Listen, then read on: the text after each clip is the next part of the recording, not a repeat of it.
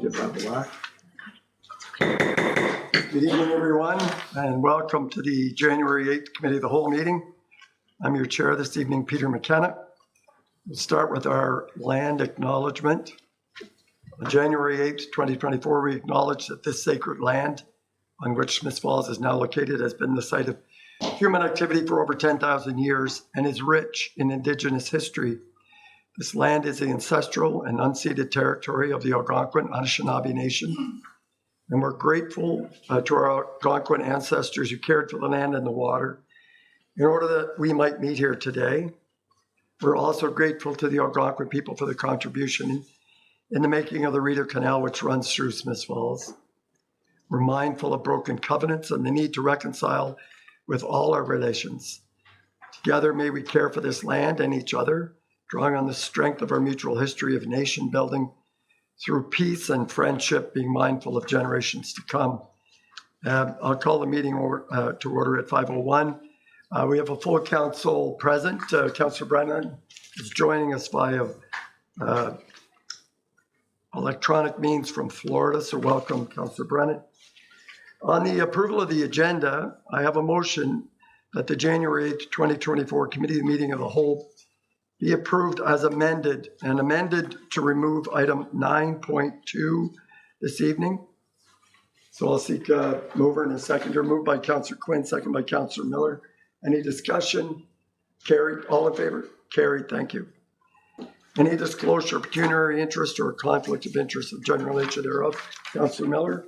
Thank you. I need to declare a conflict with priority. Item 10.3 as my employer has applied for community grant. Duly noted. Any further? Seeing none, let the minutes reflect that notation, please.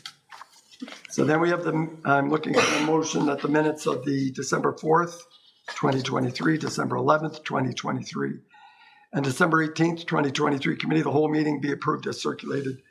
Moved by Councillor Robinson, seconded by Councillor McGuire. Any discussion? All in favor? That's carried. Thank you. We're delighted to have a delegation with us this evening. Leslie Richardson from the Chamber of Commerce is going to come up to the podium, please, and thank you. Welcome, Leslie. Great way to kick off our year. Yes, thank you, Peter. Mayor and Council, good evening and Happy New Year. I'm very confident that 2024 will be our best year yet. I'm here this evening to seek additional funding for visitor services. In 2022, we entered into a contract with the town to provide visitor services for $12,000 per year. At that time, we stressed that this was insufficient funding. Inflation is driving operational costs upwards. The park is being used now more than ever, and crime, drug use, and vandalism is on the rise. This is resulting in the need for us to have 2 staff present during each shift for safety reasons. With the current fee structure, we are only able to operate with 1 student per shift, and management is required to be available at all times. We are providing service 7 days a week from May through October with on-call and emergency response to arising situations. In order to safely and effectively operate visitor services, we require a fee of $45,000. And we're also seeking an additional $5,000 in operational expenses. The Chamber is currently responsible for purchasing toilet paper, soap, light bulbs, all of it, the landscaping, and the costs do add up. To be clear, in the event that the town should wish to provide this service instead of the Chamber, these are the very expenses that you will incur. It is important for us to note that we do not believe that the community grant is the proper place for us to seek this funding, and that we would like to see an updated agreement for funding through the operational budget. We are also deeply cognizant of the rising costs and the general stress that our current economy is experiencing. We can appreciate that any increase in funding must be scrutinized with the goal to maximize the output. Tourism is vital to our local economy and vital to our small business owners. We understand our tourists. We interact with them daily, and we understand what tools and resources are required to effectively communicate with them. The Department of Economic Development and Tourism is seeking a tourism coordinator, recognizing that manpower is required to achieve tourism initiatives. While I'm here seeking funding to properly staff visitor services, I think it would be fiscally responsible for all of us to maximize this spend and use the funds that I'm requesting for visitor services to hire summer students, but also a tourism coordinator. This model has been successfully implemented by the Town of Carleton Place and the Carleton Place Chamber of Commerce. The CP Chamber operates visitor services, and they have hired a tourism coordinator to produce the visitor guide, create compelling social media, and manage the tourism website. And they do all of this for $80,000. In your handout, I have identified the key tourism initiatives that need to be undertaken for maximum reach and exposure, using the exact model that has worked successfully in Carleton Place.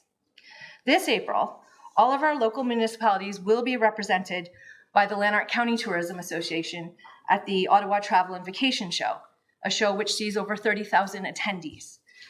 We will be the only municipality without a visitor guide. The visitor guide is very, I'm not sure, I've lost my way here, but the visitor guide is a very meaningful tool that we need to have to showcase our assets to people looking to visit Smith Falls.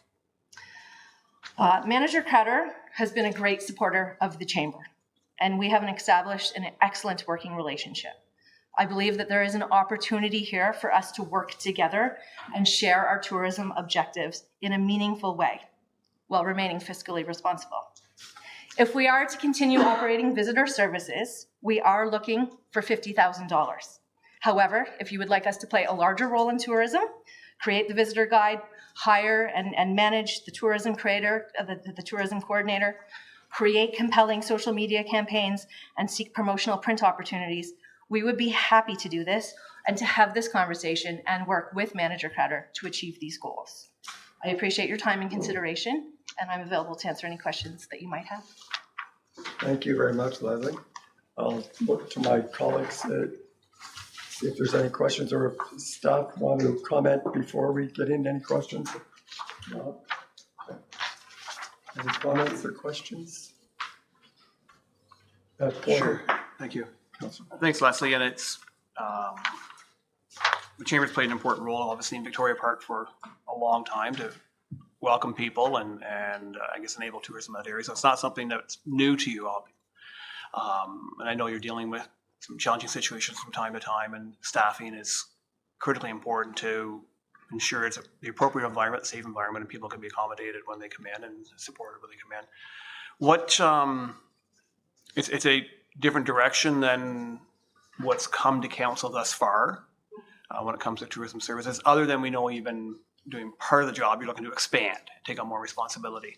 So can you just, you've done a pretty good job, but can you explain a little bit more about what it looks like on a day-to-day basis? What would this coordinator be doing during the summer season and during the rest of the year? Right. I think that we do have to pay for summer students to be at Victoria Park.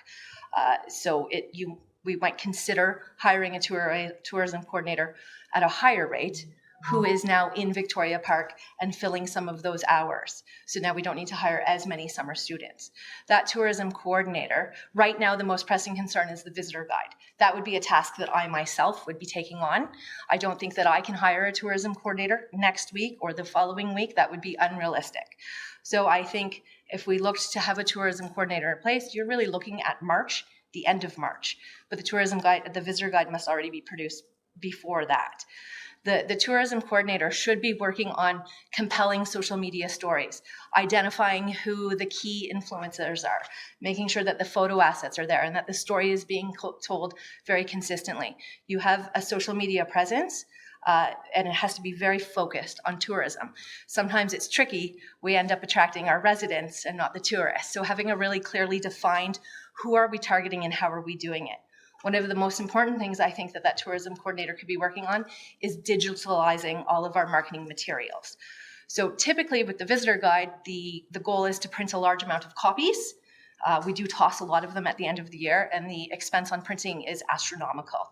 Having a digital copy and spending money on Facebook marketing or Google marketing could really expand that reach. Probably for a $3,000 investment, you could reach 500,000 people. Those are significant numbers versus spending a lot of money to print 10,000 copies. So I think there's those things. I think that would be a conversation I would want to have with the Department of Economic and Development and work together to figure out what gaps could we fill? How could it work? Maybe a follow-up, please. Please. Yeah, and secondly, I guess, that aside, simply provide the service you provide today, you're asking for more money to do so. It's not feasible today. Do you have, what offsetting revenues do you have that help you cover the cost of providing the service, first off, I guess, and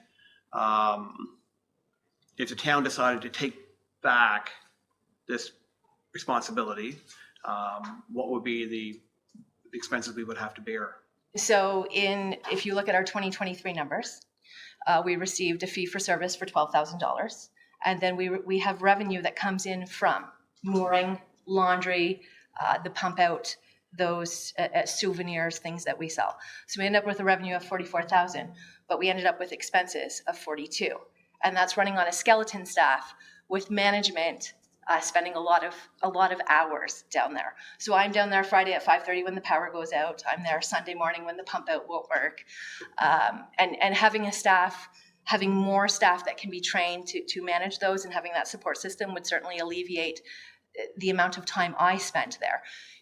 In your departments, you would find the same. If you were to take over the service, you would have either economic development and tourism or community services operating that.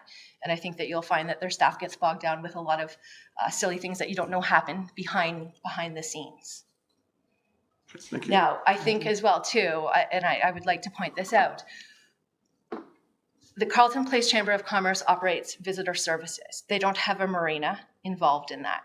And their cost to operate visitor services is $80,000. We are also operating a marina, which is just additional work. And those are very valuable tourists. That is something we would love to do. But a million different things could happen that can affect that revenue. For example, marina revenue was higher during COVID. The only thing you were allowed to do was boat or golf. We had more boaters. That was our best revenue, was during COVID. This year, people are traveling. They've gone to Europe. They're doing all sorts of things. But Parks Canada could go on strike. The marina could be closed. We would have zero revenue. A tornado warning, for example, there was a tornado warning issued in the summer. So all those boats now bunker down wherever they are. And Smith Falls is typically considered a destination where you stop to restock your supplies. It's not your destination. You're probably trying to get towards Kingston or you're trying to get towards Ottawa. Smith Falls is a great location just to stop and stay. But if you've had a tornado warning and you've bunkered down in Ottawa, you are now severely delayed on your trip and you don't make the stop in Smith Falls. So one tornado warning this year cost us $3,000 in mooring, to put that into perspective. There's a bunch of things that are outside of our control, and at the Chamber, we don't want the risk of running a service at a loss. So I think that's our larger consideration. Okay, thank you. Councillor Quinn. Thank you. So I'm listening to the tourist guide, and a few years ago, I used to go to the Toronto Boat Show. We handed out boxes of them, and we'd have, we'd get people to stop and talk. These were people didn't even know where Smith Falls was, but we were making a connection with them. So they're very, very important, I do believe. So you've made a great point there.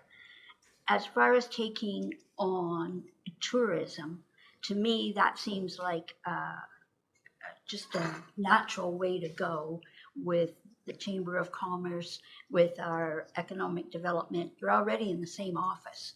It looks as if to me, I think you could work together and have a very good relationship there that could work for everyone.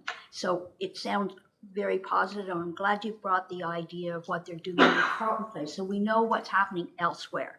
So it's just not like something totally new. You have a structure that's already in place that you use as a guideline. Just sounds positive. Thank you. Councillor McGuire. Thanks for coming tonight, Leslie. I'd be interested to see for the visitor services side of the ask. I know we do some kind of visitor services out of the town hall at the visitor center, and I'd like to see what the usage is like there versus at the Victoria Park station, and see if there's an opportunity if we could take some of the money we're spending at the town hall if it's not getting the results, and maybe put it into this proposal. For the tourism coordinator idea, I think it makes sense to me off the top, but I think we should. If we could send it to staff and come back with a report at a future meeting, it definitely for what's presented tonight is compelling to me. So Okay, Councillor Miller. Thank you, Mr. Chair. Thanks, Leslie. I appreciate that. And I think, and CAO Morris alluded to this too in our budget discussion before Christmas. Our tourism efforts are, I hate to use the word struggling, but we're missing the mark a little bit. We tried to hire a tourism coordinator a year ago who turned into more of a culture person, which is great. That's the beauty of a growing town. But I think we have an opportunity here to ask Manager Crowder to come back with a tourism strategy in conjunction with you as a key partner. And I love your example of the Carleton Place Chamber because I think they are really the gold standard in Lanark County on how tourism services and the chamber and economic development all work together. So I'm interested. Okay. Councillor Robinson. Well, I didn't want to be the only one who didn't say anything. I agree totally with Councillor Miller and Councillor McGuire. I think we have an opportunity to maybe shift where we're spending money and reallocate it somewhere else. And I think between economic development and the chamber, I think he could probably do a pretty good job. So thanks for the presentation. Councillor Brennan. Thank you, and thank you, Leslie, and thank you for your enthusiasm. I'm really enthused with what I've heard, and I know that we're going to be talking about a regional tourism agreement later with the county, but I think that this is exciting, and I look forward to a partnership with the Chamber because I think you're doing great things down at Victoria. And there's so much more potential down there, i.e. The park that has been, I'll say, forlorn and forgotten along the canal that we used to have campers there. But I think it's a positive step, so thank you very much. Okay, seeing no other hands, there's at least 5 of you on council that would like to have requested a report from staff to come back. Now, we're all aware that we're well into our budget discussions, and this has ramifications, and we're aware of that. So there's 5 of you, and I just want to be really clear what we're asking staff to do. And the clearest idea came forward was that our economic development team sit down with the chamber, come back with some numbers and a different strategy that could work for the 2024 fiscal year. If it's not the perfect strategy, it's at least an interim one.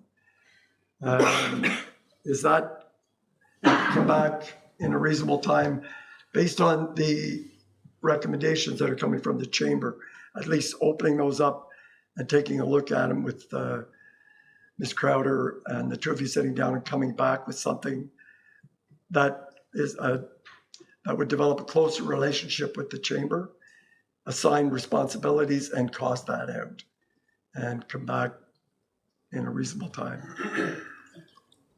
That was going to be my point, a reasonable time. Thank you Well, for that. January 18th is our next, if I'm not mistaken, our next big budget, next to last budget discussion. So anyways, CO Morris. Yeah, thank you, Mr. Chair. So what I'm hearing is there are 2 prongs to this proposal. One is to run visitor tourism services. The other is a new agreement for the Marina Visitor Center. And there are some, I suppose, potential synergies between those 2. So from a budgetary point of view, what council would be most interested in, I would think, is that Ms. Crowder has included monies in the 2024 draft budget for a tourism coordinator. So whether that person is a town employee or works through the chamber, I wouldn't see a significant budgetary impact.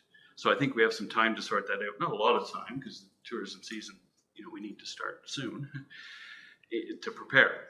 So I'm not foreseeing just on the surface any budgetary impacts there. The other element to this is the request to go from 12,000 to 45, I think, there's an obvious budget impact there, which has not been included in the draft budget. So I think my suggestion is for staff to engage with the chamber. This is the first I've heard of it, so we should have a conversation about what that looks like and negotiate something that is in the interest of both parties and bring that back to you. Okay. And then you can decide whether it fits in with the $830,000 budget deficit you're currently facing. And the third request was for that brochure to get out ASAP somehow. Either we outsource it to the chamber or in-house or whatever. But that's an operational, it's in the budget anyway, so I'm assuming. Are there any further questions or comments? Do you clear with what you and Ms. Crowder will sit down? Yes, I do want to make a note, though, to Malcolm's comment about increasing it from 12 to 45. If we walk away, it will cost you, the town, more than 45 to operate it. So that should be a budget line that you have anyway.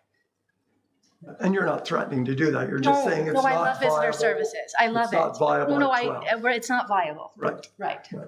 Yeah, I hear you. Seeing no other hands, thank you so much. Oh, Sorry, Mr. McGuire. just on the context of it, I'm also looking for information on what, I know we offer some services at the town hall here, but what's being offered here and if there's an opportunity to consolidate or, because I have no idea what we spend on that I currently. think that would be part of that request as well. A little less time sensitive, but Yeah, if I may, Mr. Chair, we can look at the whole gamut of tourism services, which we've overlain with culture as well. So we need to understand where culture would reside within the tourism offering. So I think a conversation could reveal maybe a suitable division of responsibilities, and we could bring that back for discussion. thank you very much. Appreciate it. And let's hope for a Mr. good. Chair, you, Yeah, sorry, through Ms. you, Crowder. Mr. Chair. Yep.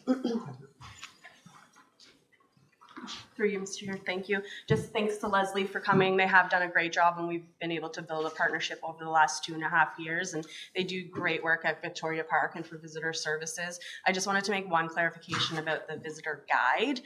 Staff decided not to do a visitor guide because of the cost of that, but that doesn't mean that we don't have something that is coming out this spring, and that's in terms of a map. When we were talking to visitors, we had a lot of requests for actual street maps and maps with information. So instead of doing a guide as a booklet, we're actually doing a map, which will include all of the information that was in the guide, as well as provide a map for visitors. So that will be coming out in the next few months.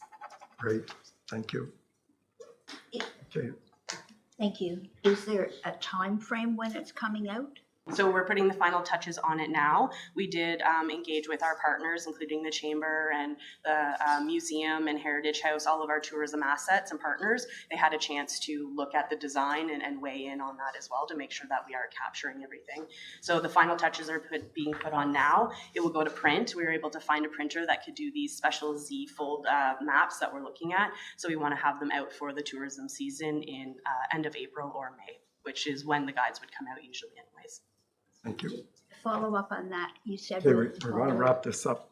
Go ahead. So, you said with all our tourism providers, all All of our major providers that we work with, so all of our tourism railway assets. museum included? Railway as well, yep. So Becky had a chance to review and make some comments, as well as the Chamber, DBA. Heritage House, DBA, yep.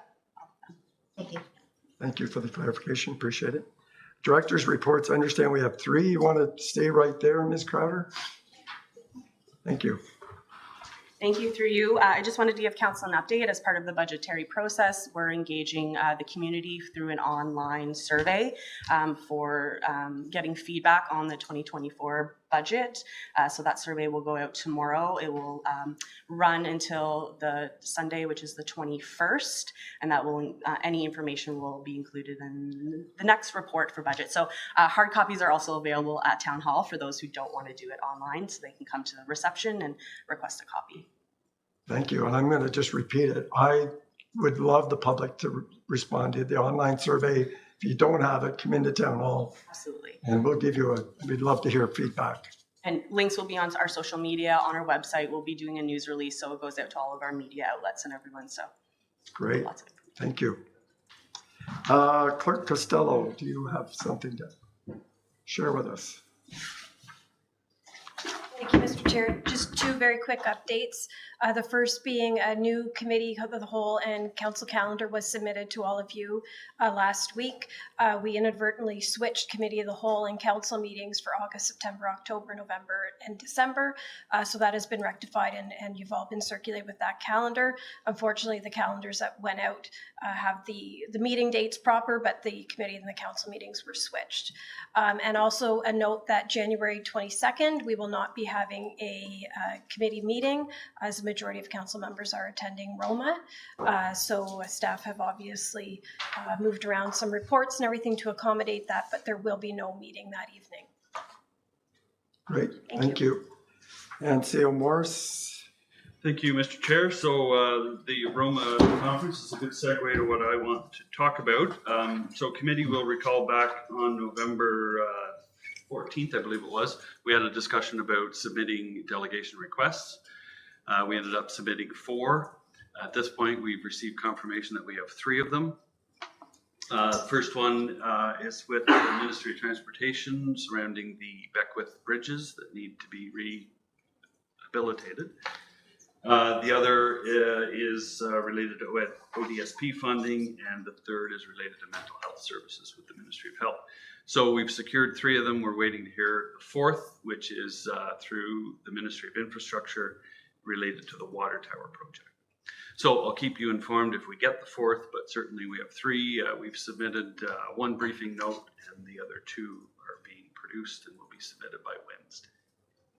So I'll provide the briefing notes to all members of council so you're aware of what it is that we're pitching.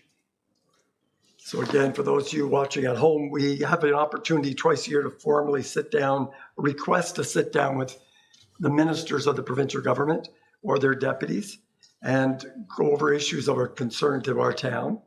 And we take full advantage of that. We advocate year round through the mayor with letters, but this is a great opportunity to actually sit down face to face with the movers and shakers at Queen's Park. So thanks. That's 3 out of 4 so far. Correct. Great. Anything on that? Seeing no one. We have no committee of the whole consent reports. We do have an in-camera item, which should be brief. For those of you who would just be patient for a moment. The motion will read that the Council of the Corporation of the Town of Smith Falls, as provided in section 2392B of the Municipal Act, as amended, move into a closed session at 5:28 to discuss personal matters about an identifiable individual. So we don't expect to be very long. We'll be in this room. Please hang in there with us.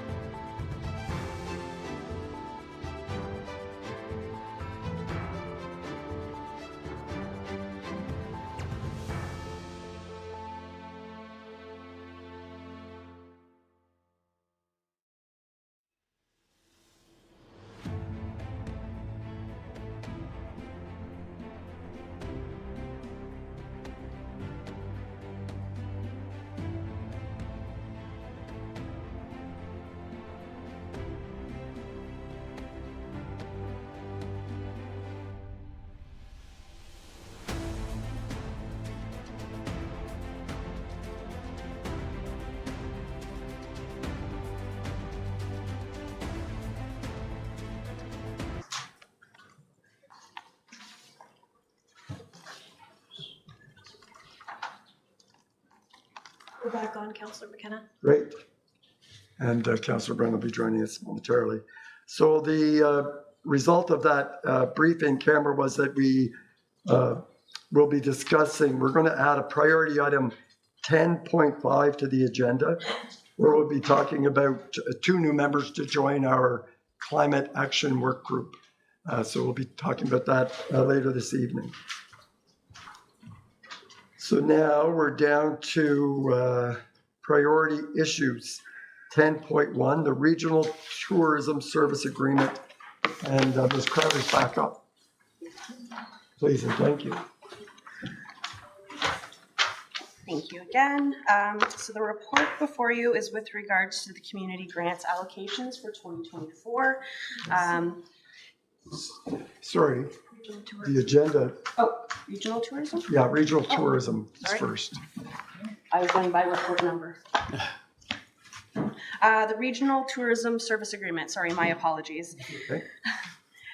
So the recommendation before council is that council of the corporation of the town of Smith Falls pass a bylaw authorizing mayor and clerk to execute a 12-month service agreement with Lanark County for the provision of a regional tourism marketing services.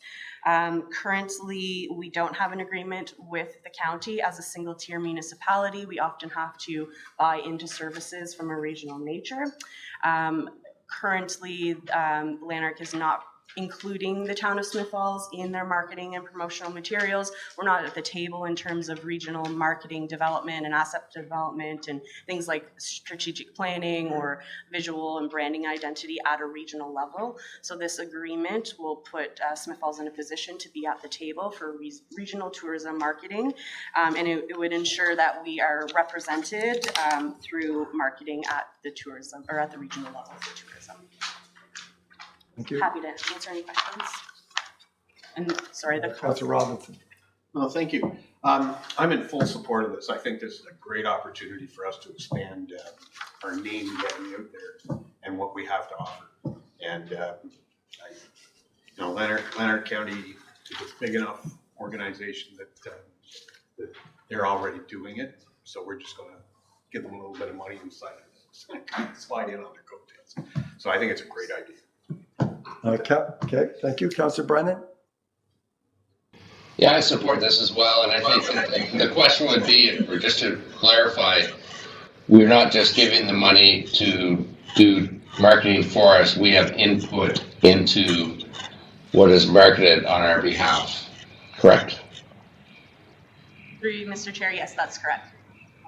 Yeah, I fully support it. Councillor Quinn? Thank you. Were we not part of this before?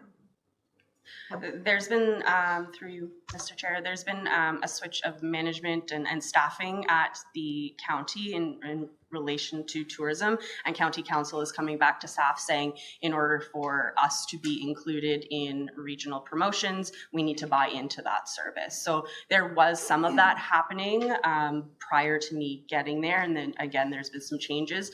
Previous to that, I think 6 or 7 years ago, or at one time 10 years ago, the town had an agreement with the county and was paying for those services.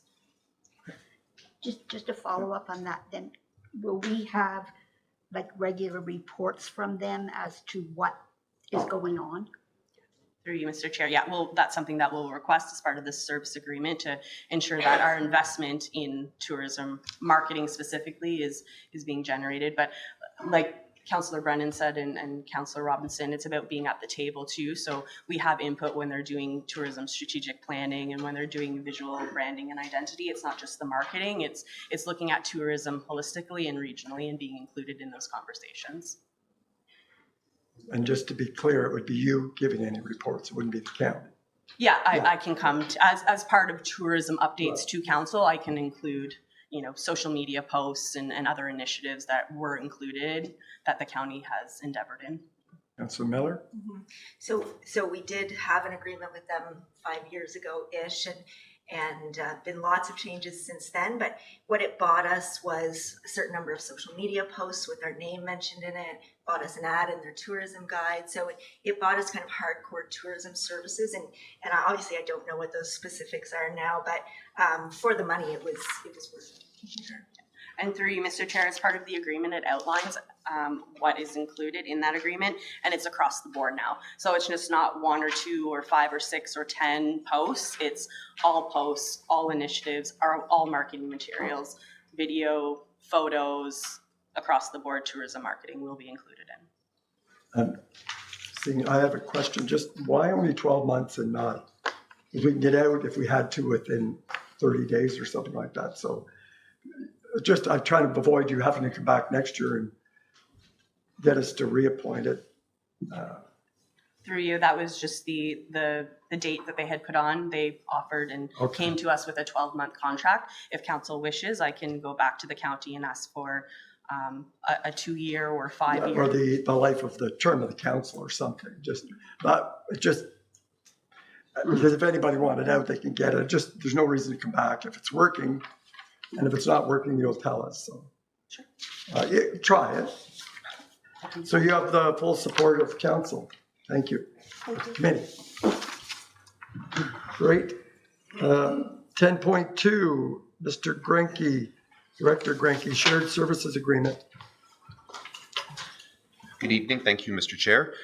Development Services staff are bringing forward for Council's consideration a recommendation to enter into a shared services agreement with Lanark County to assist staff in the Climate Protection Working Group in the development and advancement of our Climate Action Plan, as well as in developing the community and corporate targets that will inform the action plan. Item 4.3 of Council's strategic plan in the infrastructure renewal section is for the town to achieve our obligations as a member of the Partners for Climate Protection program. This is best done through the development and implementation of the Climate Action Plan. The plan will identify initiatives that the town, as well as the community, can take in order to achieve emissions reduction targets that Council will be asked to set out in the coming months. The Partners for Climate Protection program outlines 5 milestones, and the first of which is establishing the corporate and community baseline, which will help us identify where we want to be by 2030 and 2050, and then what do we need to get there. All of this is overseen by the Climate Protection Working Group, which is appointed by Council and provides direction within our mandate. In order to achieve meaningful progress on this important work in the near term, and while maintaining the other development and policy priorities in the coming year, staff have identified a need for organizational capacity and subject matter expertise to help us with this work. A shared services agreement was identified as the best way to do this, as it preserves organizational flexibility for us in administering workload on a week-to-week basis, as well also leveraging existing staff in another municipality gives us better chance at bringing in qualified help compared to whether we were to recruit for a part-time or casual position on our own. To that end, staff have reached out to some neighboring municipalities, and we've identified a partnership opportunity with the county, which is in the process of finalizing its own climate action plan and has staff who are prepared to assist us with the work and have the capacity to do so. The county's current climate environmental coordinator was recruited by them in a highly competitive process and brings environmental and conservation science, education, and experience to the table, and has already established a good working relationship with our Planner 1, who's already liaised with her on a more informal basis in undertaking background work. There are other employees, including a new contract position in the county's climate division, who can also assist. So there is the opportunity for that capacity. The draft agreement is proposed to run for 18 months, which will take us through and past our targeted completion for the climate action plan. And then it would be reassessed at that point to determine if there's still value in maintaining an organizational relationship on that regard. The agreement would run on a cost recovery basis where we would reimburse the county for expenses, but no more. The county staff would provide both capacity to take on workload as well as subject matter expertise, including assisting our staff in developing the milestones, supporting the public consultation process, and collaborating on the development of the action plan. If the need or opportunity arises, there may also be the opportunity for them to help implement programs or recommendations arising from the plan. The terms of the shared services agreement have been agreed to in principle by staff at both the county and the town, and at this stage we're bringing the recommendation forward that council passes a bylaw formally authorizing the execution of the agreement. Thank you, Mr. Chair. Thank you, Director Grenke. Mayor Panko.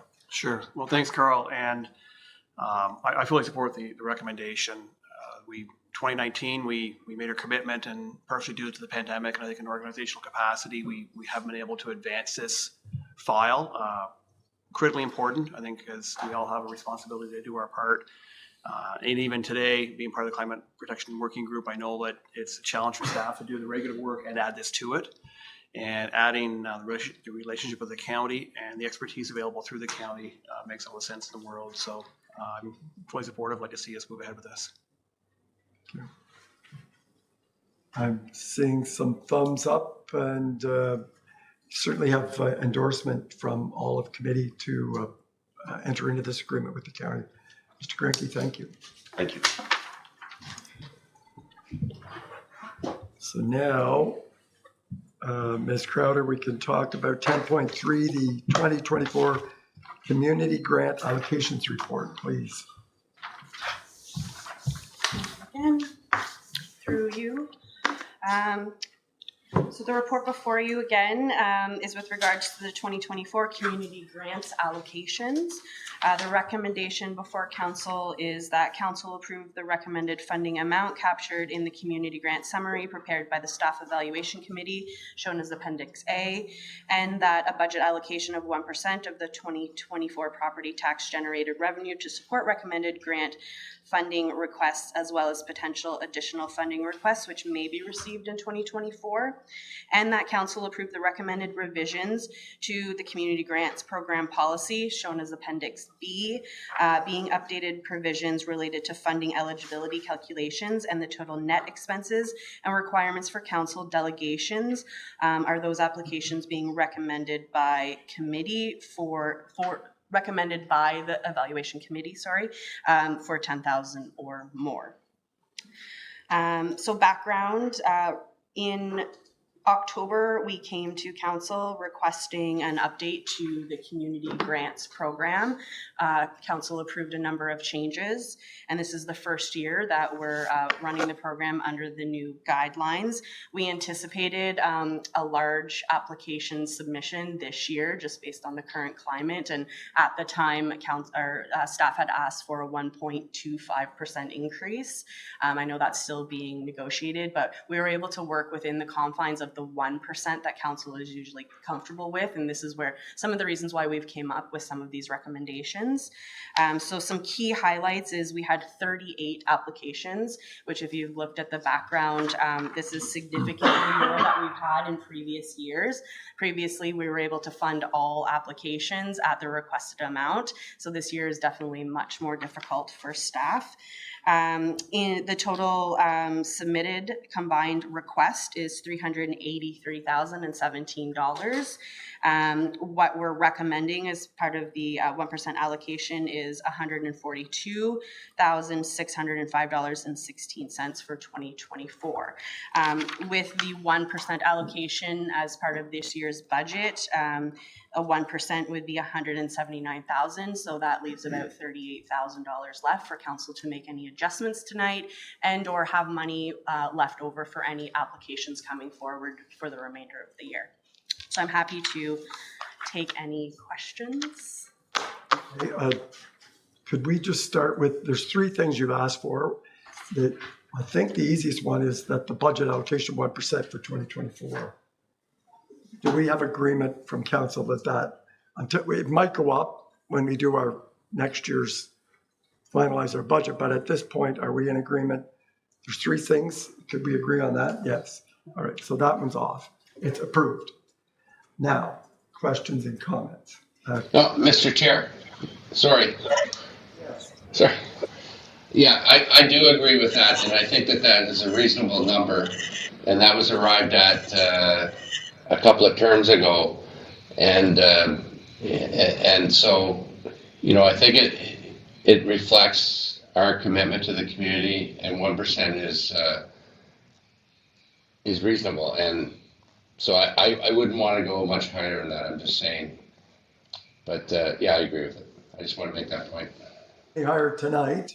It'll come up again in our budget on the 18th for a discussion, and we'll see if there's an appetite to go higher or not. But that's where we're at. We have agreement just on that 1%. Right. Okay. Councillor Robinson, back to you. Okay, thank you. I also support that, no problem. But at this time, however, I cannot support the recommended funding amount prepared by staff committee. or the recommended revisions to the policy relating to the funding eligibility requirements for council delegations being those recommended for 10,000 or more. I've been trying all weekend to attempt to wrap my head around several of these allocations and the formula and reasoning behind them. First of all, the Railway Museum requested funding in the amount of 25,000, which they have received other years in order to help with their various number of events that they host, and they've been allocated 5,000. Big Brothers Big Sisters requested funding in the amount of 25,000, which they have received in other years. They've been allocated 14,992.35. Food Hub, 25,000 in funding and being allocated 12,500. The Chamber requested 15,000 to help offset a 3-day Rib Fest event, and they've been allocated 5,000. Reader Roundtable, a 5 or 6 hour Paddle Fest event, they requested 5,895 and they've been allocated 4,593.50. And Porch Fest, which is well received within the community, they requested 10,000 for a 6 to 8 hour event. They've been allocated $4,175. There are others on my list, but I think I've made the point that I'm trying to make. I'd like to suggest that we defer this until council has an opportunity to hear from delegations from all the applicants that applied for more than $10,000 and met the eligibility requirements in order for them to make their case. Finally, I'd also like to see some more information on how scoring was done, values established, and final amounts decided on so that I can finally wrap my head around this, because I've been trying all weekend. It just, a lot of it just, I just can't wrap my head around it. Anyway, that's all I got to say. Thank you. Okay, Councillor McGuire. Well, thanks, Mr. Chair, and thanks for bringing this tonight. It's always a big one. I agree with Councillor Robinson. I'd like to see the applications, and I'd like to see the analysis that was done by the committee. I agree with if anyone with a $10,000 ask that's eligible would like to come and do a delegation. I think that's great. But tonight I don't have enough information to say yes or no. And I just want to make a point on the 1% before we move forward. I know we've agreed to it, but it is in fact a funding cut because the on the roll funding doesn't exist anymore. We've roped it into this 1%. This 1% has always been the 1%. So we're effectively cutting the community grant program, arts and culture funding by the equivalent of the on the roll program. So, and I think, you know, it might need to be revisited because just listening to Councillor Robinson go over some of the asks and some of the allocations, it might not fit in the funding envelope. So. Okay, Mayor Panko. Yeah, thanks, Julia. And I share some of the concerns of my colleagues, and I agree that the 1% probably is appropriate. Last year it wasn't fully utilized, and I respect the on the roll been absorbed by this, but at the same time, the total envelope has increased significantly over the last 5-6 years, from about 130 to now 180 roughly. Looking at the outcomes, I'm not sure that the policy meets the intent that we wish it to meet, and that's a challenge we grapple with. So we go back to, I'm thinking 2015, 2016, and I think Councillor Quinn and Brennan were there with me at the time. And prior to that, discussions among council for community grants became very political. And we would spend hours sort of debating who deserved what, really based on the merits of our own personal interpretations. So we decided, I think it was Councillor Brennan's suggestion at the time, that we have staff develop a policy and a scoring matrix to determine which applications deserved the funding and which ones didn't. And I think for the most part, it has worked reasonably well. And we made adjustments to the policy last fall. And I think what we're seeing today is probably some unintended consequences. I think if we're looking at applying net revenue lens to the applications, in essence, we're in some ways providing support for things that are expected that require this money in order to balance the budget of a particular event or cost. At the same time, we recognize that there are organizations within this that do operate with a surplus. And so do we want to fund a surplus? Is it a surplus, or how is the surplus being used? Are we funding individual events? Are we funding an organization? So the total requests were I have the number here in front of me, over $300,000. So there, I mean, the criteria has to narrow down and eliminate those that are not eligible or don't fit the criteria. But I agree. I think we need to refine the criteria, but we need to give staff direction as to why we need that refined. So what is the lens that should be applied that's not being applied today, or what lens is being applied today that doesn't fit? And I don't know really what that answer is, but my sense is from the outcome, we haven't got it right at this stage. Okay, I'm going to go to Councillor Quinn, but I see Councillor Brennan's had his hand up for a minute, so please go ahead, Councillor Brennan. Yep. Okay, me? Okay, thank you. I totally agree with what the mayor just said, and I do remember, and Councillor Quinn and the mayor will remember, it was just a free-for-all, and it was just sort of like, well, I think this one should get this or that. Oh, let's take $5,000 off of that. And then it was like, can we not just have a policy here that takes our personal preferences and biases out of it? And it did work. And actually, I think ever since, I've never had a problem with the staff recommendation that came forward because it was like, this is what we're asking for, and then so and all the projects and everything are all valid. So, and I agree with what you said about net revenue. I also want to point out that I have a sort of a problem with the in-kind calculation. So the town contribution, whether it be chairs or tables, garbage cans or whatever, being part of it. I think that I have a bit of a problem with that. I think that just shows the town's commitment to the organizations that are putting out their time and effort to make the community better. So I do have a little issue with that as well. But I agree totally with what the mayor said. I don't know that this particular changes in policy fit what the intent was in the first place. So we might want to have another look at it before it, so we can be fair to everyone. And I'd also like to hear from the groups that requested more than $10,000. Some of them requested more than $10,000 and they got much less. So I'd like to hear from them as well. So yeah, that's about my opinion there. Thank you. Thank you. Councillor Quinn. Thank you. I have to agree. I have tried this weekend to get my head around all this, and I know sometimes it takes my head a while to get around all this kind of stuff, but I couldn't. I was just having an awful time with it. So I really think we need to put a hold on this, have a good look at it, and see what we can do. I can't understand how you came to certain figures where one organization would get everything or almost everything they were asking for and somebody else wouldn't.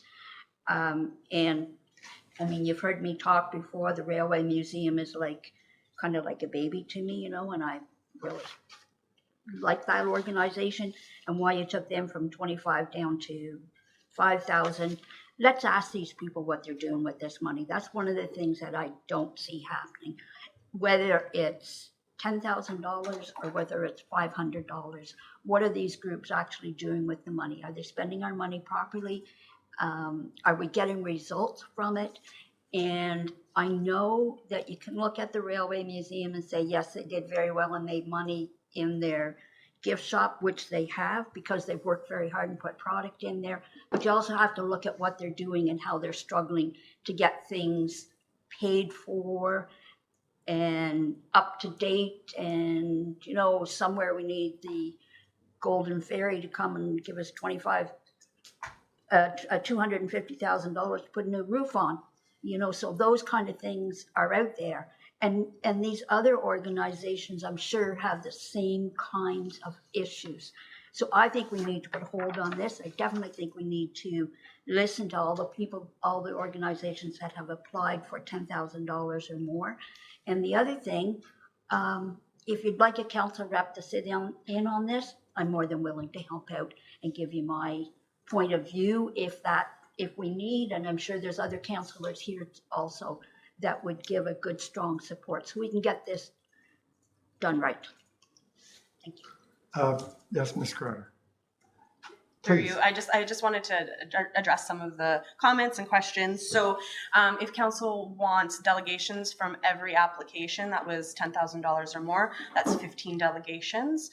The next opportunity to do that would be next week. So I was waiting to go back to applicants to schedule delegations based on what council's decisions were today. So that's 15 at 15 minutes. So that's going to be a very long meeting on top of an already very large agenda for the 15th that's shaping up, because you'll be at Roma. Most of the members will be at Roma.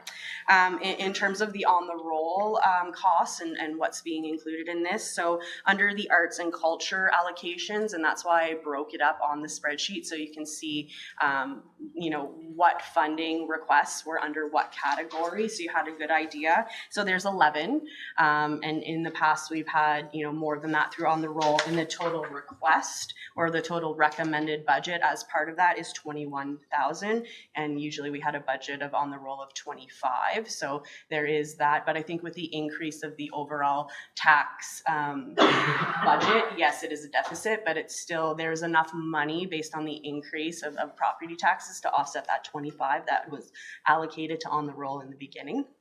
And that funding can go towards other things, including tourism and culture and stuff within the operational budget. So we've tried to reallocate that and just include it all in one. In terms of the calculations, so there's the gross versus the net. So we looked at the gross cost. So in the past, the last program iteration, it covered 30% of the gross expenses. We never asked for revenue, or in the past, we never did a calculation of what is the event or what is the organization generating in revenue and help offset what these expenses are. So that's why we did two calculations, and we are bringing it to council to say, do you want to fund the gross amount, which we did in the past, or do we want to fund the net amount and make that a specific change within the policy so that staff have a better criteria to weight and evaluate and score and cost out some of these requests? Because as you can see, there's a lot of organizations who are wanting a lot of help, but we just don't have the funds to help everyone at their requested amount. So if we want to go through the gross expense total at the very bottom, it's over $1 million. It's almost $1.5 million in gross expenses that organizations are coming. 50% of that's what the total, maximum total that the grant could fund, gross expenses. That would be a total ask of $722,000 if we were to fund 50% of the gross expenses asked as part of these applications. So again, the next line is the net expenses. So net expenses is your expenses minus your revenue. So we looked at the applications and we asked as part of the applications, what are your expenses? What are your event expenses, your program expenses, or your organizational expenses? And what revenue are you generating? So if you're a ticketed event, you're generating revenue to offset the cost. If you're an organization and you're getting funding from other municipalities or other sources, other provincial, federal grant funding, then you're bringing in revenue to offset some of your expenses. So the net calculation is 50% of the net expenses, which is revenue versus expenses. So we want to still help and we want to still fund, but we're looking at funding not the entire cost of the expenses, but the overages of the expenses. So the expenses minus the revenues. So that's why you have all these columns. And that's why we had 3 meetings as a staff evaluation committee and did all these calculations to help council understand the different levels of funding and the different calculations that we went through as a committee to determine, how can we make this fair and equitable, and how can we, give money to everyone. So that's mostly the recommended from the staff evaluation committee is 50% of the net expenses, not the gross expenses, so that we could spread the 1% of money that we had as further as possible. If we take an example for the chamber, great event, Ribfest is amazing. Leslie does a great job at organizing it. She asked for a certain amount of money, but when you look at the expenses and the revenue, the net of that would have only been $3,000. So 50% of that would only been 13. We as a committee, even though we're trying to keep it standard across the board, we didn't think offering $1,300 was fair and equitable. So we as a committee determined that we wanted to bump that up because we know all the great things that they do. They are a not-for-profit organization. Same with Remo. When we look at their financial records, it shows that they made a significant amount of money through their gift shop and through their events last year. So we're trying to determine revenue and expenses. So that's some of the clarification or some of the rationale on why we did these recommendations. Thank you. I have Mayor Panko and then Councillor McGuire. Thanks again, Julia. I'm not sure that the net is a lens that's going to get us to where we want to be here. And I'll use one example because looking at the Falls Food Hub, the request is $25,000. The recommendation is $12,500 because that's half of what it's forecast to be the net expenses. But the Falls Food Hub right now has no sustainable and no projected source of revenue. So they might have shown numbers of dollars that they have, but that's for capital work for the new facility. To my understanding, there's no operational dollars available today. So that one creates confusion for me right away. Secondly, I would like to hear from those requesting $10,000, those that meet the selection criteria.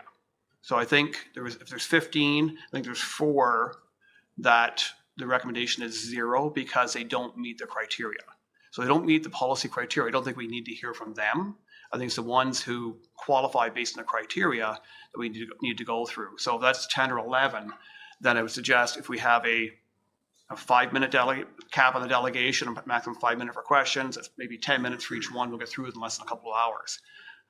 Just to try and reduce the impact on all of us being here next week for what will end up being a very long meeting. But again, we've got to find a different way of looking at this because I don't think the net works, especially when you've got an organization that has no forecasted revenues at this stage other than donations that may come in and grants, but that's, again, dedicated to capital work. Okay. If you want, just let me know if you want to stick your hand up. Councillor McGuire. Thanks. Yeah, I'd be okay with having a special meeting for the delegations as one option, and 2, if we raise the amount, I don't know what the numbers are. If we said 15,000 or 20,000 is the amount for a delegation, to narrow it down a little more, I'd be okay with that. So I'm going to try and summarize. We agreed on the 1% for this year, and maybe more depending when we get into the budget discussion. There's general, and I know the process is very well written out here. It is complicated, and your explanation was very helpful. Council does not want to get involved in the review or in doing those. We've agreed on that years ago. In spite of Councillor Quinn offering, we don't, I think our agreement is that we do not want to sit in on committee, help you write it and review or anything like that.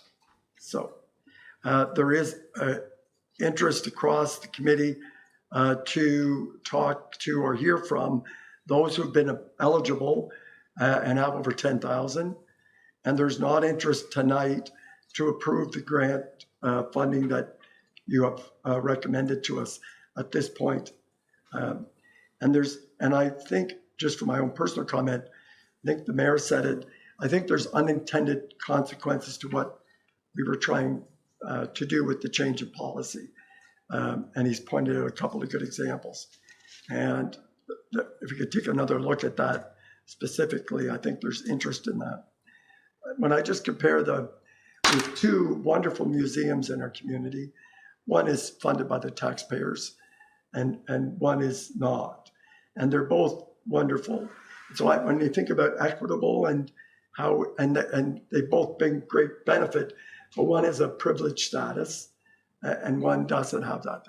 So it's just to try and find that equity. We're not going to take over the Remo. We don't.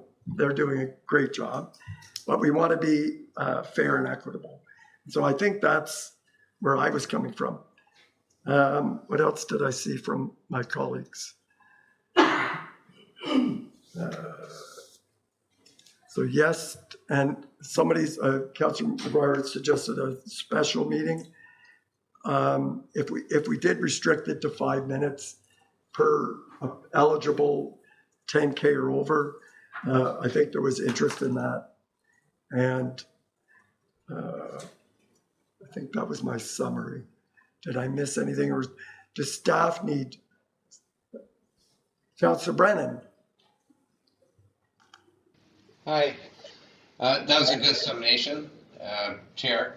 And I have no problem with a special meeting. I think 5 minutes is pretty optimistic, but that's okay. And I just on your comments on Remo and the Heritage House, I guess the difference would be they're both fantastic. And the Heritage House is our entity and has been for, I don't know, 50 years. Remo is relatively newer. One of those entities pays property taxes and one does not. So I'll just make that point.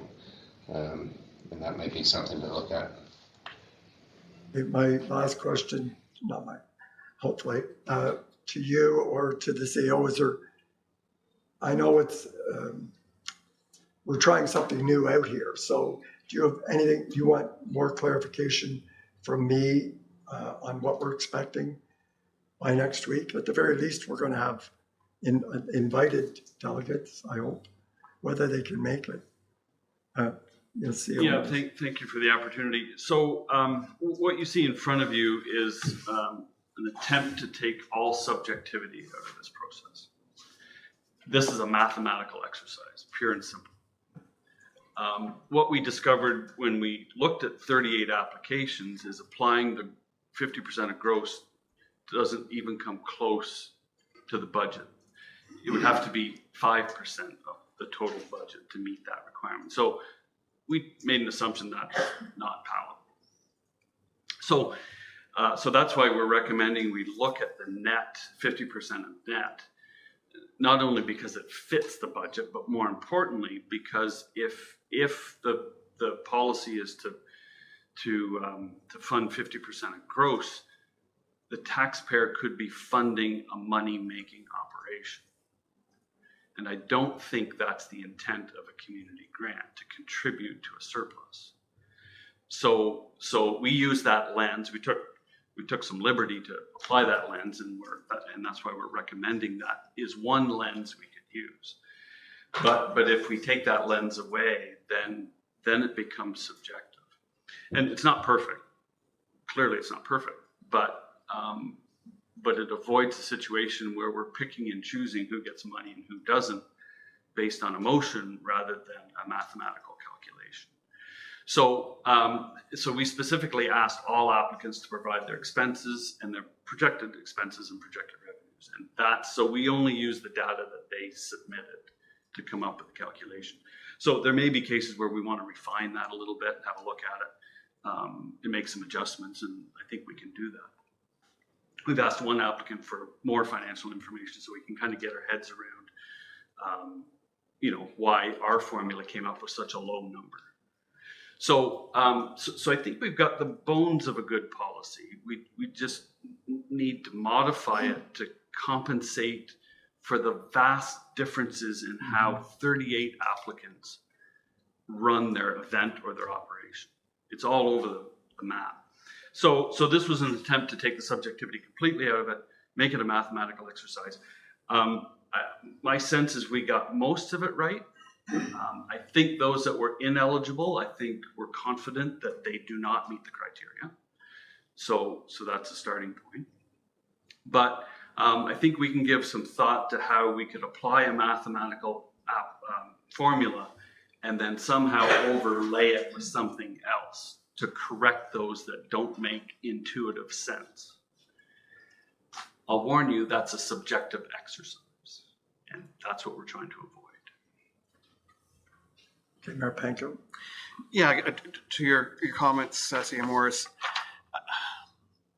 we have such an array of events. We have things that are happening for part of a day to programs which provide benefit to our community all year long. But we're categorizing them and scoring them based on the same criteria. So it makes it probably virtually impossible when you compare apples to cucumbers. I mean, it's not apples to oranges. And I use Big Brothers Big Sisters as one example. So they're looking, because based on the information we have here, 50% of net expenses for, I think it was for WAC, is 14,992, and the recommendation is 14,992. Well, we don't know what is projected to be those sources of revenue coming in.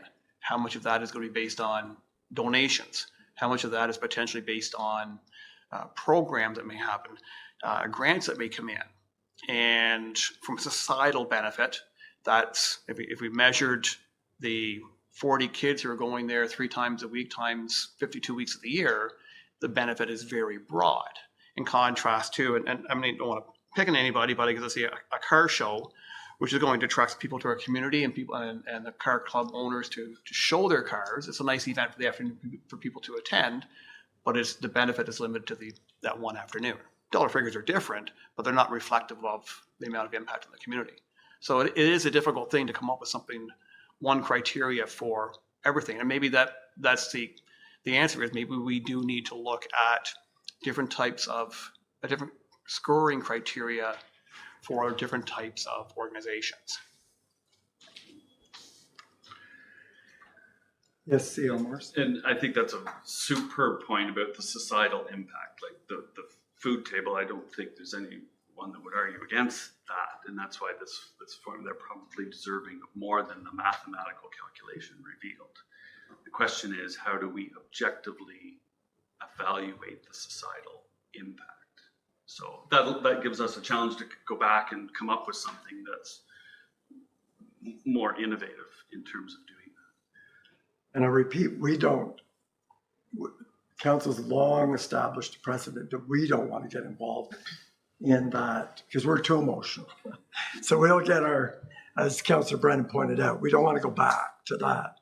So I feel that we have great staff, and it is a work in progress. And and it may be better that the delegations go to the staff committee and report and provide that information to you rather than here at this point in the stage. And that helps you if they could explain why revenue is what it is and the impact of this, and maybe offer suggestions on how to improve it rather than come to us at this point, because we're not going to learn more until you have some more information for us. If I may, so that's a good point. And if there's anything unclear in an application, we will reach out and ask for clarification. I'd have to say, generally speaking, most of them provided very clear descriptions of what they were trying to achieve. So I think, if I can speak on behalf of the committee, that there weren't too many that were unclear when we finished reading them. So I think, they all are doing good things. The question is, do they fit the eligibility criteria? And if so, how do we come up with that final number? So just because they're not getting funding doesn't mean they're not valuable organizations. They just don't fit our funding criteria. So we need to find that sweet spot between something achievable and something that I think at its core, if we go back to first principles, this was about encouraging startup events, right? Seed money to get going. It was never meant to be an ongoing subsidy, right? And so maybe we should start there and have a conversation. Is this ongoing to perpetually support an organization or an event? Or is this meant to be a catalyst to get new events and new services going in the community. And I think we really need to have that fundamental conversation. Okay, Councillor Quinn. Thank you. I am very interested in listening to the delegations. I think they should be coming before council for a couple of reasons. One, we get to hear from them. Plus, so does the public because it's televised. So then they know, and this is our taxpayers' dollars. And should it be ongoing funding? Possibly not, but let's figure out what it is that they're trying to do and trying to accomplish and how much help they're going to need to get to that point. You know, so they might need funding for 5 years, or they might only need funding for 1 year. But let's listen to them to see what it is that they're trying to accomplish. And that's one of the things that I really believe in, that these groups need to explain to us what they're doing, how they're doing it, and what their goal is. And by coming here and talking to us, we will get that. So I'm very much in favor of them being here. Well, I hope they also tell us the results of our process on the impact on them, what this means. Because last year they might have got money and this year they're not. And it's because we changed our process. So what is that impact? And if there's a better way, if they've got suggestions how we can improve it, that's what I want to hear. No, you don't come and just, Councillor McGuire, then we'll wrap this up. I guess just my last comment on the delegation idea, even if it's a 5-minute presentation, say there's a 3 minutes of questions and 2 minutes of slide switching in between, we're still looking at 2.5 hours. So if we've got a full agenda next week, I just don't see how we're going to fit it into the existing schedule. I'm not sure how either. And I'm not sure the urgency of getting it in next week. The grant will be allocated, this winter. SCO Morse. Yeah, we chose next week simply by process of elimination. We don't meet on the 22nd. The 29th is a budget discussion that's going to take up a lot of time. So we're into February, and in fairness to organizations that are starting to plan and spend money, we wanted to give them an answer as soon as practical. So Councillor McGuire suggested a special meeting, or we prepare for a longer meeting next week. So any thought on staff's ability to have a special meeting? If I may, just what do we have on the docket next week? Next week, it would be a special committee of the whole meeting. We do have an in-camera session booked. We have potentially delegations. We have a couple items like accompany the budget, the temporary borrowing bylaw, and the interim tax bylaw. We also have a award of tender, update on Confederation Bridge, as well as transfer payment agreement for NG 911. Yes, that's a lot.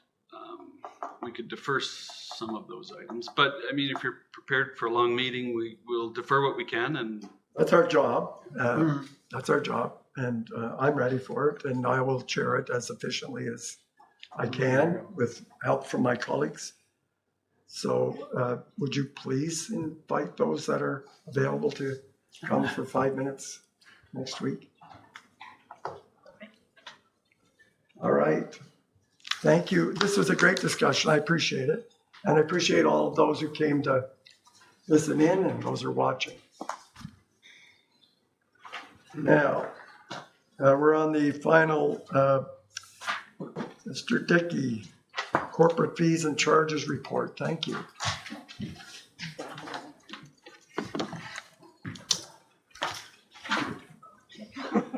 Good evening. Welcome.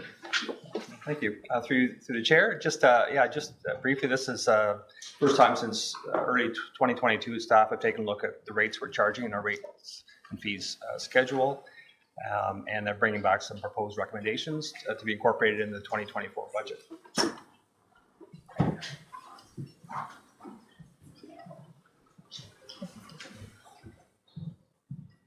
It's not you. Don't. No. Something I said? Him again.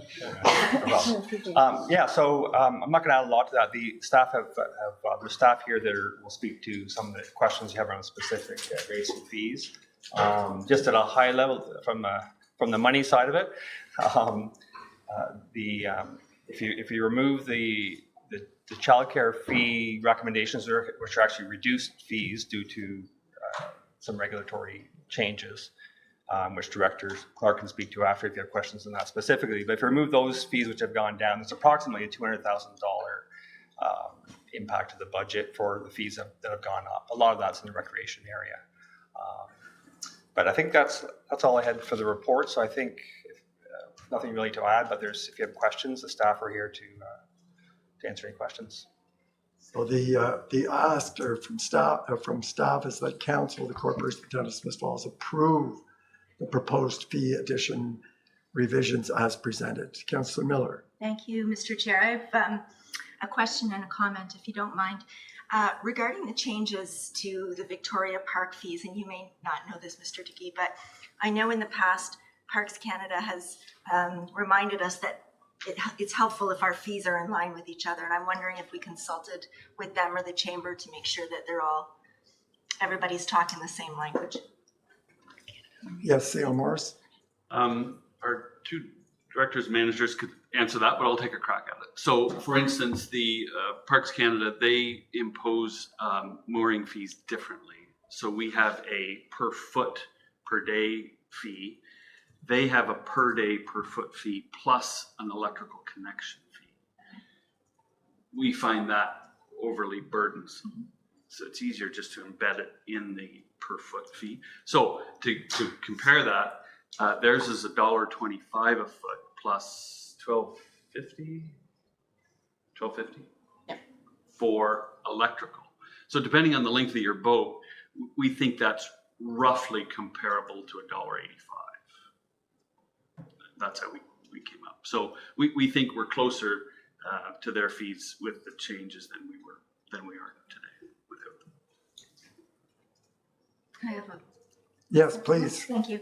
So I'm really hesitant to support the addition of event and festival fees at this time. Kind of like when we talked about the patio fees and recovering from the pandemic. I just don't think we're there yet. I'd like to wait another year on that one. The volunteers in general in our community, and I know across the country, are not back at it fully yet. And so when we have an event or a festival, we need those volunteers, and the pressures on those organizing committees is pretty high. So I would just ask if my colleagues agree if we would consider just deferring that for this year. Okay, what would be the impact on if we waive those? Perhaps I would refer that to Director Clark. In dollars. Is this the first time I get denied? I'm so excited. Just to your question, I don't think we actually have a real dollar figure that can come out of that because we've never had this before. So the intention around the events and festivals fees is specifically to become in line with more with something fairly standard practice across municipalities, recognizing that a $75 a day park fee is not necessarily going to be equitable if you have a 6,000 person event. They do much more damage to the parks versus a birthday party of 40 people. So it's trying to equalize that a little bit. In terms of hard dollars, I actually would have no idea because I don't think we've done specific looks at counts of people and all that kind of stuff. So it's more of a just to see what we can come up with it. I mean, I'm also fine to defer it. I like making money, but it'd also be comfortable if it's required to defer. Councillor Miller? Sorry to hog the floor, Mr. Chair. No, go ahead. I think also as a community, we're just getting used to renting tables and chairs. Historically, those have all been the way the town has engaged in our events and festivals. So perhaps by deferring the events and festival fees, that just helps us graduate into practicing. So the suggestion is, at least from Councillor Miller, that she would like to approve the recommended fees with the exception of that one. And I'm turning to my colleagues, Mayor Panka. Yeah, I can live with that. The only thing I would like to see still in place though is a sports field damage deposit. Because we leave otherwise we have a risk, right? Okay. I'm seeing nodding. Councillor Brennan, you okay with that? Thumbs up. So, And yes, just please. The question, if I could, is that to defer it to next year, like for rediscussion next year, or just to defer it indefinitely? What's the time frame? My pick is to discuss it again next year. And track it through this year. Sure, yeah. No idea what the revenue is. At least until the next time you review the fees.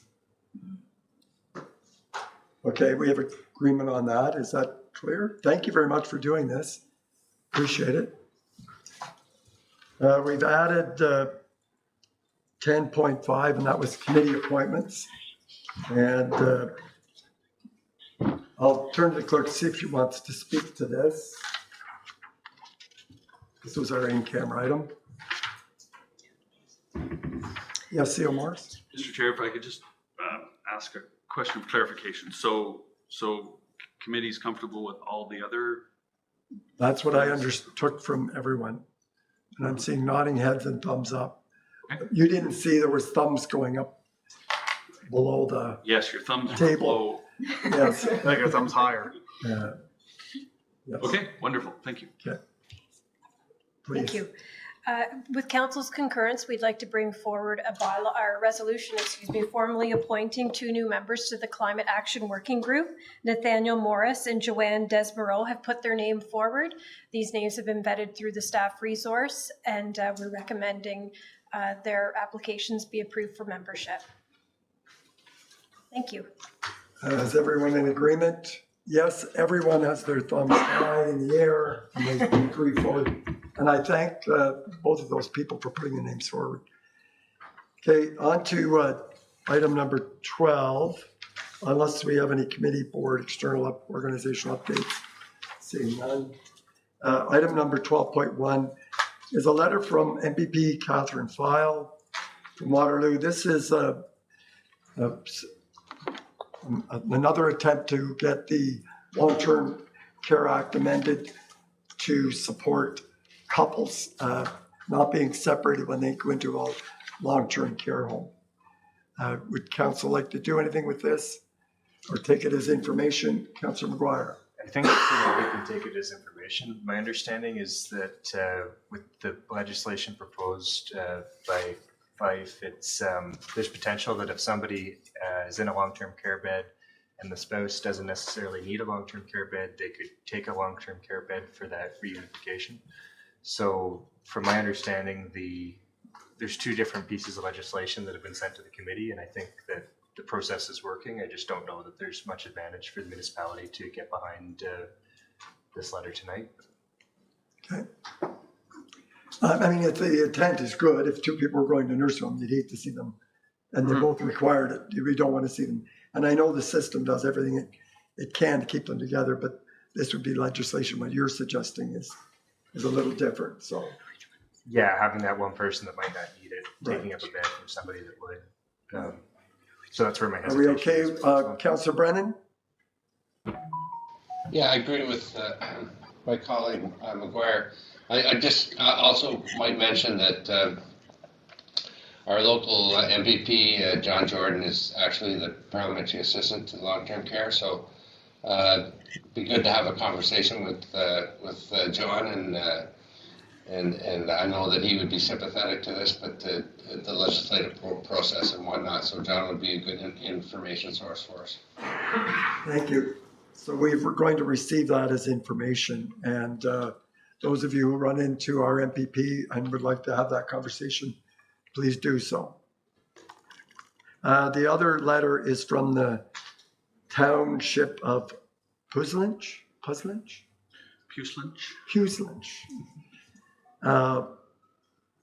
And that is an amendment to the Income Tax Act for our volunteer firefighters.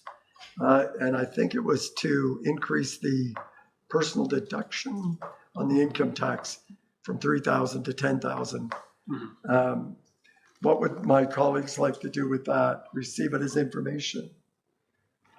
Mayor Penkin? I would say a letter of support. I mean, we've got a large number of volunteer firefighters in our community, and they give up their time at all hours of every day and no matter what's going on to protect our community. So there's no cost to us, certainly a matter of giving them a little bit more of a tax break from the federal government.